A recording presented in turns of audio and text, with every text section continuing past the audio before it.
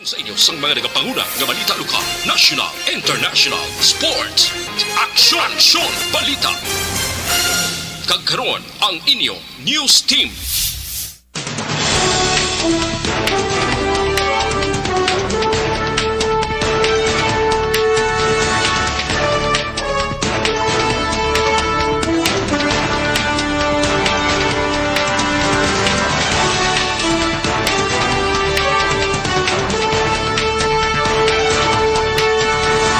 Sa mga headlines sa mga balita lokal, mga evacuee sa sulad sa Mamaylan amat-amat na nga nagabalik sa Ilapuloyan. Bailes de luces ang nakastellana ginpasidunggan sa South Korea. Sa mga balita national, bata ni Justice Secretary Rimulya hindi pagipaidalom sa drug test suhay sa nagakaigo nga proseso. Kag panibagong nga variants ang COVID-19 ginapatihan nga nakasulod na sa Pilipinas.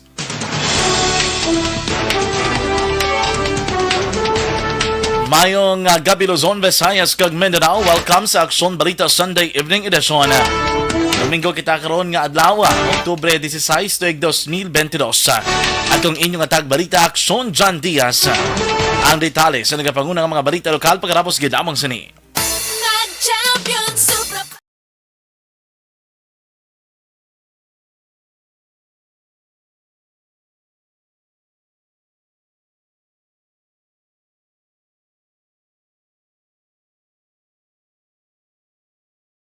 This is my life.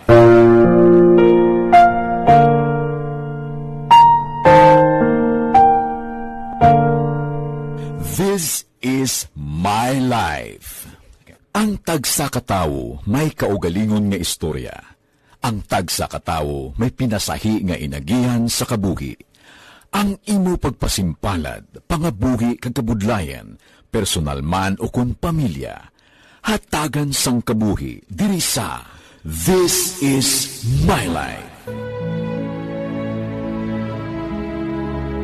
This is my life. Magahatag sang kalingawan sa kahanginan sa mga mapuslanon nga impormasyon kag kasaysayan. This is my life.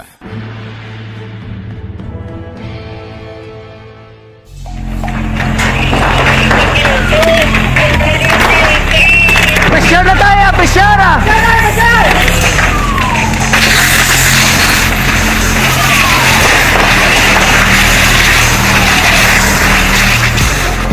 Every day is Fire Prevention Day. Gani importante nga maihibalo kita kung paano malikawan ang sunog. Yari ang pila ka mga action tips angot sa fire prevention. Sa tion nga maghalin sa balay, siguraduhon nga naka-unplug ang tanan nga saksakan. Likawan ang octopus connection o kung ang pagsaksak sang madamo gamit sa isa ka outlet. Dapat wala man sang overloading sa mga saksakan kag lantawon kung masarangan ang mga appliances nga nakasaksaka. Likawan ang mga substandard nga kagamitan. Hindi pag i-charge ang gadget overnight kaang isang cellphone. Taguon ang mga posporo, lighter, kag iban pa nga flammable materials sa mga kabataan. Ag siguraduhon man nga malayo ini sa kalan. Siguraduhon man nga wala nagalik ang inyong LPG. Sa isa ka business establishment, dapat mayara sang fire extinguisher kag dapat nakahibalo ang tanan sa Aksyon Radio Philippine Standard Time na size 1. Pabalik na rin sa Aksyon Balita Sunday Evening Edition. Update kita sa lakat sang panahon. Isa na ka-typhoon o kung bagyo ang Tropical Storm Nene nga uli nga nasiplatan sa 145 km na katundan sa Kalayan, Cagayan. Sa pinakauling weather forecast sang Pag-asa, may nagbaskog pa si bagyo Nene nga may kahangin nga dala nga 120 km per oras sa sentro kag magmadlos nga naglambot sa 150 km per ora. Ang bagyo ang naghulag karon pa dulong na katundan sa Pilipinas nga may kadasigon nga 20 km per ora. Nagapabilin sa gihapon ang Tropical Cyclone Wind Signal number 3 sa western portion ng Babuyan Island. Kalakip na ang Panitan Island, Calayan Island, kag Dalupiri Island. Samtang Tropical Cyclone Wind Signal number 3 naman sa Batanes, northwestern portion ng Cagayan, kalakip ang Santa Praceres, Claveria, Sanchez Mira, Pamplona, Abulog, kag Ballesteros. Ang northwestern portion ng Apayao, kalakip ang Kalanasan, Luna, Santa, kag Marcela, kag Ilocos Norte. Gimpaidalo naman sa Tropical Wind Signal number 1 ang Kalinga, Abra, Northern, kag Central portion ng Ilocos Sur. Nabiling nga bahin sang Apayao kag ang Cagayan de Oro. Aksyon Balita Sunday Edition sa Aksyon! Sa Radyo Philippine Standard Time, the size 3 sa detalye na sa nagapanguna ng mga balita lokal. Ginkumpirma ni Police Lieutenant Colonel Renante Humuka ng hepe sang Himamaylan Component City Police Station ng umpisa Domingo sang aga, Oktubre 16. May pinanaka mga evacuees na ginapahanugutan makabalik sa Barangay Carabalan, syudad sang Himamaylan. Sa datos sa mga kapulisan, ginpahayag ni Humuka nga yara nasa 264 kapamilya nga may 966 ka mga individual ang nakabalik sa sitio Tingkop, Kunalom, Tugas, Floreto, Daat, Kabagnaan, kag Ulalya. Ginklaro man ni Humuka base sa abiso sa Philippine Army sa karon pag ginapanugutan nga makapauli ang mga pumuluyo sa sitio Sigang, Midel, kag Campayas, mangod nga badayon pa ang clearing operation. Ginpayag man ni Humukan nga ang mga pumuluyo sa sitio Sigang, Midel, kag Campayas ang magapabilin sa evacuation center nga napahamtang sa Barangay 1 Covered Court, Regional Evacuation Center sa Barangay 3 Tanan sa syudad sa Himamaylan, kag sa gym sang Barangay Payaw sa Banwa sang Binalbagan. Ang naiwan lang din kasi ko ng tatlong kontrat ka po, hindi pa kita may makagwa. Tumid mention, ining tatlo nga wala pa ginapahanugutan makapauli sa ranon eh. Mga sityo Mitel, sityo Sigang, ang sityo Pampayas. Nabatian si Police Lieutenant Colonel Renante Humukang Jr. Nagapangabayang lokal nga panguluhan sa syudad sang Himamaylan sa mga residente sang lugar kung saan naglunta ng enkwentro nga magpangamuyo para maangko ng pagdait sa ilang nga komunidad. Ini kasunod sa amat-amat na nga pagbalik sa mga puluyan o kung sa ilang mga puluyan sa pila ka mga evacuees base sa gindesisyonan o kung gindesisyon sang LGU kag Philippine Army sa ginpadigayon nga command conference. Sunod kay Mayor Raymond Tongson ng mga evacuees sa Don Florencio Villafranca National High School kag Manuel Yulo Elementary School ang ginpapuli na. Dugang pa ang duha ka mga eskwelahan ang giniprepara naman para sa pagbalik sang klase. Nagapasalamat man si Tongson sa mga nagpalambot sang bulig kag suporta sa lokal nga gobyerno sang Himamaylan kag sa mga evacuees nga apektado sang masobra isa ka semana nga engkwentro. Ginpayag naman ni Brigadier General Inocencio Pasaporte ang commanding officers ng TO 3rd Infantry Brigade sa Philippine Army nga ginatunan pa sang 84th Infantry Battalion sa Philippine Army kung kinahanglan butangan sa detachment ang Barangay Carabalan sa syudad sang Himamaylan pagkatapos ng sunod-sunod nga nagduntad nga engkwentro. Sa piyak nga bahin sunod kay Pasaporte sa monitoring sang mga militar wala naman sa nagkalamatay nga kasabatan magud may yara man miyembro sang kada pamilya nga nagbalik sa ilatag sa kabulian kay gidayon man nga nagbalik sa evacuation center. Dugang pa ni Pasaporte nga mahimo makabalik na ang mga residente sa Barangay Kabadyangan bangod ginsiguro na sa militar nga clear na ang among lugar. Nangin madinalago ng Bailes de Luces ang banwas ng nakasaliana sa 2022 Gwangju Chungjeong Festival sa Recollection sa South Korea. Sunog kay Mayor Romayla ni Cormang Ilimutan sa 46 ka mga grupo nga nagpakigbahin ang Bailes de Luces ang ginkilala bilang Best Foreign Performer Excellence Award. Pagpay ni Mangilimutan nalipay kag nalingawgid ang mga opisyal sa South Korea sa matahong nga presentation sa mga dancers gikan sa La Castellana. Dugang pa ni Mangilimutan wala labot sa Painis-Indis ang ginpadigayon sa Sabado, nagperformance sila sa float parade sa Oktubre 13 tubtob 14. Ginpaigban sa alkalde nga nagpabutyag ang pila ka mga opisyal sa South Korea nga luyag nila makig-angot sa La Castellana agon pasanyog ang ilang kultura, festival kag agrikultura. Actually, kasadya, kayang amon nga abot de, halin ng 13, po din, nag-present po kami wala labot sa kompetisyon. Ang iya, ano sa ako niya, wala labot sa festival. Gusto niya na mapag-create siyang namin nga relasyon, maka-exchange ideas with regards sa festival at agriculture. Daw ka mo nang iya nga kwan. Kay Gwangju is a metropolitan city, pero 5 district na siya. Nabatian si La Castellana Mayor Romayla ni Cormang Ilimutan. Nakasulod man ang inasal nga manok sa Pilipinas sa best dishes sa kalibutan base sa International Food Database nga Taste Atlas. Sa 50 kasay nga pagluto sa manok nga nakasulod sa listahan sa Taste Atlas para sa bulan sa Oktubre, ikalima ang inasal nga manok sa Bacolod nga nagkakuha sa score nga 4.6 audience ratings nga nangin basayan sa Taste Atlas sa pag-rank sa mga putahe. Ginadagway sini ang inasal nga manok bilang an encyclopedia of flavors, a world atlas of traditional dishes, local ingredients, and authentic restaurants. Nanguna naman ang pulo o kung ang pollo al brasa sang Peru, sunod ang butter chicken, kag tika sang India, kag ang juji kebab sang Iran. Nalabawan sang chicken na salsa magkuro iban pa nga kilala nga global nga pagkaon nga manok, kaangay sang tandoori chicken sang India, kung pao chicken kag orange chicken sang China, buffalo wings sang USA, torikatsu sang Japan, kag dak galbi sang Korea. Ang inasal nga manok ang ginaragway man sang Taste Atlas bilang isa ka unique Filipino grilled chicken dish, kag signature dish ang bilog nga Visayas region. Ang Taste Atlas ang isa ka online travel guide nga kuha sang recipes, reviews kag articles angon sa pagkaon gikan sa naglain-lain nga pungsod. Sa iban pa nga balita lokal, nagalaom si Commission on Higher Education ug CHED Region 6 Regional Director Dr. Paul Alvarez nga makakuha na sang supisyente nga pondo ang CHED sa madason nga tuig agod mapadayon na ang paghatag sang scholarship sa mga kwalipikado nga estudyante. Sa interview sa kapihan sa Aksyon, ginpay nga Alvarez nga bangod sa pandemya nga dala sang COVID-19 ang inapektado ang pondo sa pila ka mga ahensya sa gobyerno kalakip ng CHED kabang danan nga temporaryo nagpauntat o kung napauntat na paghatag nila sang scholarship. Ginklaro naman ni Alvarez nga mga scholars nga second year college ang padayunon nga suportahan sang CHED samtang wala naman sila temporaryo nagabaton sa mga first year college students. Sunod pa kay Alvarez, ginklaro niya nga may pondo nga ginalokar ang gobyerno para sa CHED apang wala din nalakip ang para sa scholarship.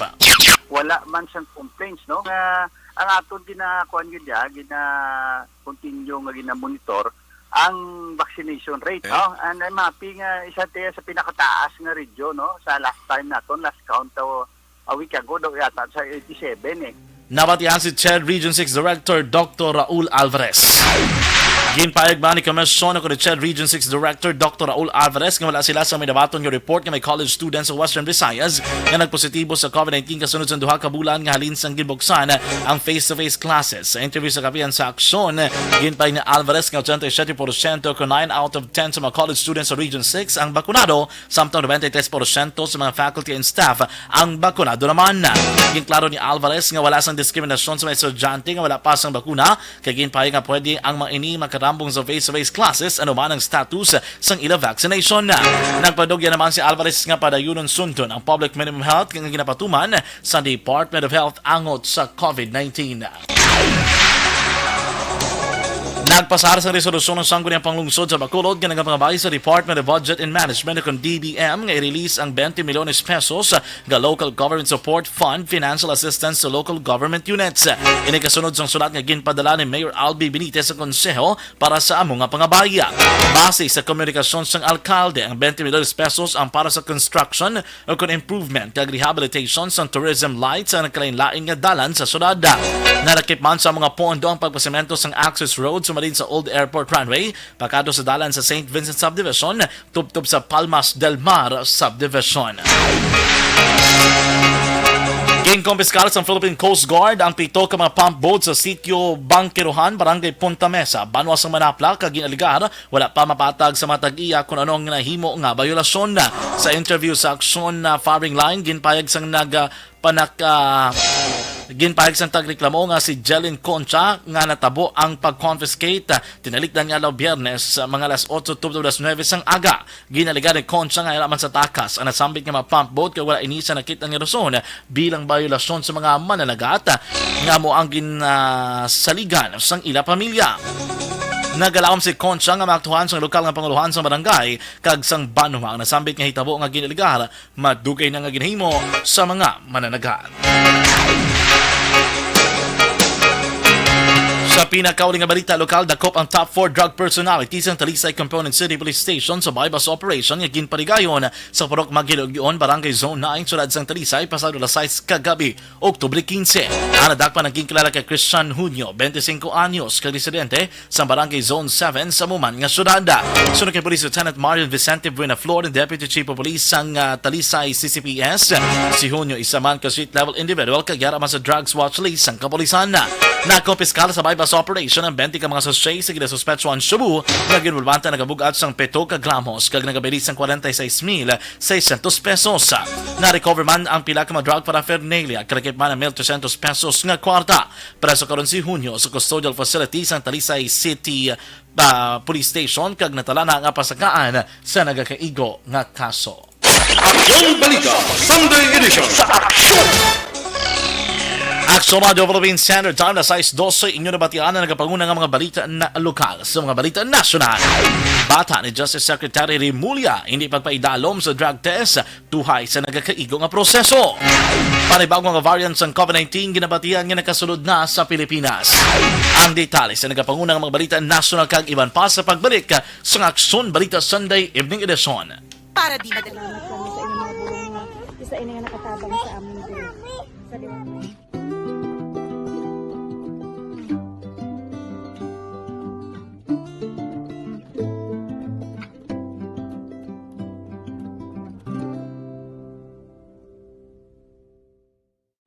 Ang pagbulig sa isig kapareho, hindi mabayaran sang anuman nga kantidad.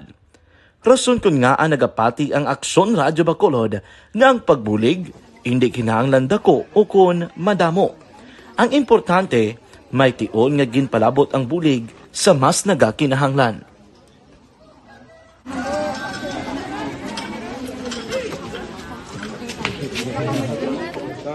So salamat na no kay nag-abot kita diri sa Purok Kalubihan 2 no, sa Barangay Mailom. We understand nga daw talaga sala na din sa kaan nga lugar sa parehas ni nga mga activities. So nagapasalamat kita kay nakaserbisyo kita sa madamo naton diri nga mga pumuluyo no. Pasalamat man kita kay Kapitan I. Torres sa mga katapo sa Bago City Health Office sa pagpumuno ni Dr.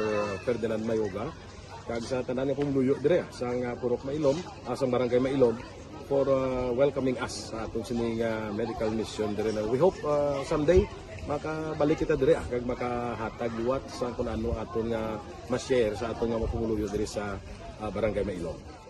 Ang Barangay Mailom sa siyudad sang Bago ang isa sa pinakamalayo nga barangay sa amuman nga siyudad. Aminado naman ang pila ka mga residente sa lugar nga tumalagsahon lamang sila nga makabaton sang pila ka mga serbisyo gikan sa gobyerno bangod man sa kalayoon sang ilang nga lugar. Ilabi na ang bulig para naman mapaayo pa ang ila ikaayong lawas. Rason ko nga nagapasalamat sila sa Aksyon Radio Bacolod nga naghimo sang inisyatibo nga malabot ang ila komunidad kag mahatagan sila sang mas nagakaigo nga pagbulig. Mga ano nga wala kwarta para magpa-check up. Nagano kami kay libre sila nga check up diri hatag ang mga bulong kag vitamin sa mga bata man damo di salamat. Nanging kaupod man sang Aksyon Radio Bacolod sa sining nga aktibidad ang katapo sang Bago City Health Office gikan man sa ila local government unit sa pagpangunan ni Mayor Nicolas Yulo. Kaupod man ang Barangay Council sang Barangay Mailom sa siyudad sang Bago. So una nagapasalamat ako sa Aksyon Radio nga naghatag sini sang isa ka programa nga medical mission kag nagapasalamat dito sa dako sa kaya ang Corman Boy Duran sa ilan ni Ma'am Dorel kag sa team sa Aksyon Radio. And dako na ni nga bulig para sa akong barangay kag sa tawo sang Purok Kalubihan 2 sa paghatag sang libre nga bulong. So kami nga mga barangay officials nagapasalamat man sa tanan nga mga doctors, sa midwife, DSW nga naghatag man sang ila oras sa pag atipan sang akong mga tao. So again, mga agakag madamong ini salamat. Ako gali si Chidoro RP Jr. SK Kagawad sa Barangay Mailom. Nagapasalamat ko sa ini nga medical mission nga natabo subong sa diri nga purok kay syempre damo gid ang kakinahanglan sang mga amo nga limuon or hilikoton kag pagapasalamat gid ko ay nga nakabulig kamo di sa amon. Amo lang salamat. Regarding sa Aksyon Radio Bacolod, pasalamat din sa TN ng ginatag sa among paghatag sa medical mission diri sa Purok Kalubihan 2 nga pasalamat dito nga yung patigayan ng mga activity together man sa among CHO kag sa among mga barangay council. Ako si SK Chairman Clerk de la Peña nagpasalamat din sa Aksyon Radio Bacolod. Nagapasalig naman ang Aksyon Radio Bacolod nga magabadayon sa pagdulong sa mga balita nga patas, balanse, matuod kag may basihan. Kabay pa nga magapadayon man kamo sa pagsuporta sa istasyon nga madugay na napamatud-an nga may ikasarang sa pagdulong sang kalidad nga serbisyo sa kahanginan kag sa komunidad. subong man inyo buligan sa pagpangamuyo nga magapadayon ang amon advokasya sa pagdulong sang maayo nga serbisyo publiko. Mayong aga sa liwat, no, nagapasalamat ako sa tanan nga mga staff nga naghatag sa amon sa mga bulong. Ako gali si Alma Donato Banguyo, taga Puro Kamutihan 2. Labaw sa tanan kay Kapitan Ay, kung sa yung mga ka-open ng mga opisyalis, pag sa tanan ng mga doktor nga rin, napasalamat kami sa inyong mga bulong nga, isa ini nga nakatabang sa amin din. Sa liwat may mga.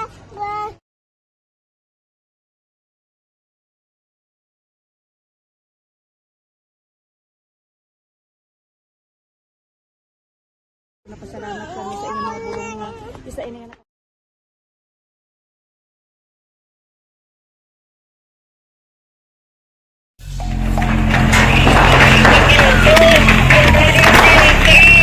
Pesyar na tayo! Pesyar na!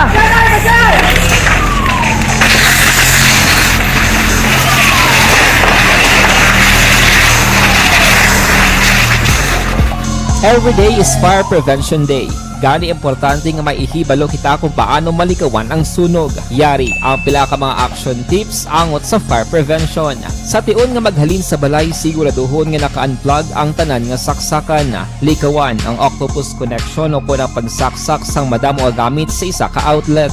Dapat wala man sang overloading sa mga saksakan kag lantawon kung masarangan ang mga appliances nga nakasaksaka. Likawan ang mga substandard nga kagamitan. Hindi pag i-charge ang gadget overnight kaang isang cellphone. Taguon ang mga posporo, lighter, kag iban pa nga flammable materials sa mga kabataan. Ag siguraduhon man nga malayo ini sa kalan. Siguraduhon man nga wala nagalik ang inyong LPG. Sa isa ka business establishment, dapat mayara sang fire extinguisher kag dapat nakahibalo ang tanan sa pag-usar sini. Hibaloon man ang expiration date sang fire extinguisher kag i-refill kung expired na. Magpreparar sang fire exit plan lagi padiri ang emergency exit o kung ang lugar nga wala sang harang nga pwede guaan sa tion sang sunog. Dapat nakasave sa inyong mga cellphone ang mga emergency numbers nga pwede tawagan sa tion sang emerhensya. Kung nagakalayo ang imong lawas, himuon ang stop, drop, kag roll. Para malikawan ang sunog, nagakinahanglan ini sang partisipasyon sang publiko. Aksyon Radio Provinciano, Channel Sites 20 sa detalye sa nagapanguna ang mga balita nasyonal. Hindi na pag-ipaidalong pa sa drug test ang kamagulangan nga bata nga lalaki ni Justice Secretary Sus Crispin Remulla nga nadakpan sa bypass operation tinalikdan nga Martes, Oktubre 11 sa Ninoy Aquino International Airport. Sunod kay Philippine Drug Enforcement Agency, Conpedea spokesperson Director Derek Carion, nagpamalibat si Juanito Jose Remulla III nga magpa-drug test bilang pagsunod sa abiso sang iya nga abogado. Dugang pa ni Carion, hindi naman pagpiliton pa sang Pedea si Remulla nga magpaidalom sa drug test bangod nga gilayon nga nagpamalabag ang iya nga abogado. Ini sa pihak nga ang tanan nga drug suspects nga madakpan sa bypass operation ang ginapaidalom sa mandatory drug testing bilang kabahin sang due process. Pag pa ni Carion, wala sang lambot ang mga resulta sang drug test sa kaso nga ginapangatubang karon ni Remulla.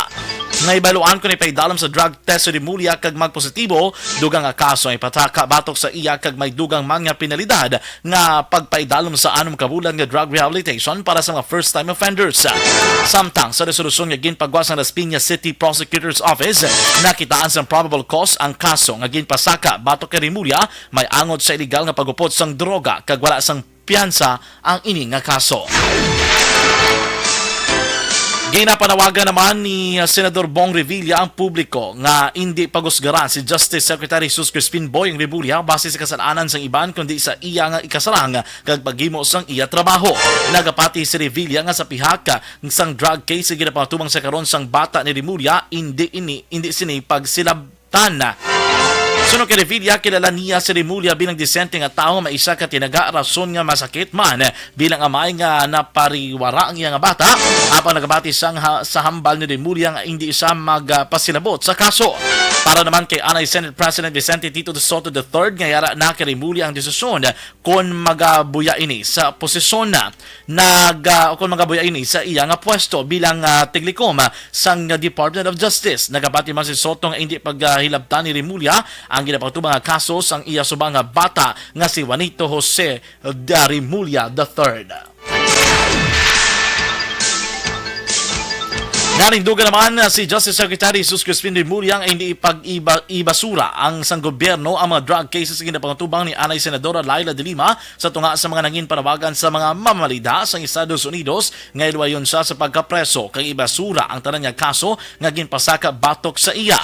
Ginhimo ni Remulla ang payag matapos makamaton sa sulat sa Oktubre 12 gikan sa mga US Senators nga Senator Edward Markey, Richard Durbin, Patrick Leahy kag US Representative Omuan Coleman Radiwigan, Alan Lotuelial kag Donald Bayer sa hinyo nga hilwayon si De Lima.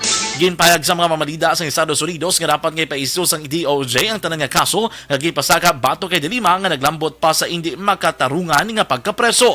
Sa karon na preso sa gihapon si De Lima sa PNP Custodial Center sa Camp Crame halin sa tuig 2017 matapos sa pagtubang sang kaso nga pagka-involbar sa drug trade sa sulod sang New Bilibid Prison sa panahon sang iya tiglikom sang tiglikom sang DOJ.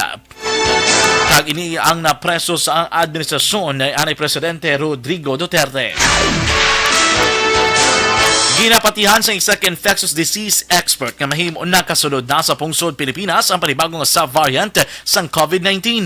Suno kay Dr. Rontgen Solante, bangod nga ginahalugan na ang borders sa Pilipinas kag madamo na mga turista nga nagasulod, hindi na gilayon ma-detect ang pagsulod sang Omicron sub-variant XBB. Dugang pa ni Solante, hindi naman makakonklude ng mga eksperto nga nakasulod na gidman ang XBB sub-variant bangod nga jutay na lamang ang ginapaidalom sa genome sequencing o contesting. Ang XXXBB sub-variant na kombinasyon sa BJ.1 kag BM.1.1.1 sub-variant sa COVID-19. Sa record naman sa Department of Health, wala pa sang kompirmado nga kaso sa bagong variant sa COVID-19 sa Pilipinas.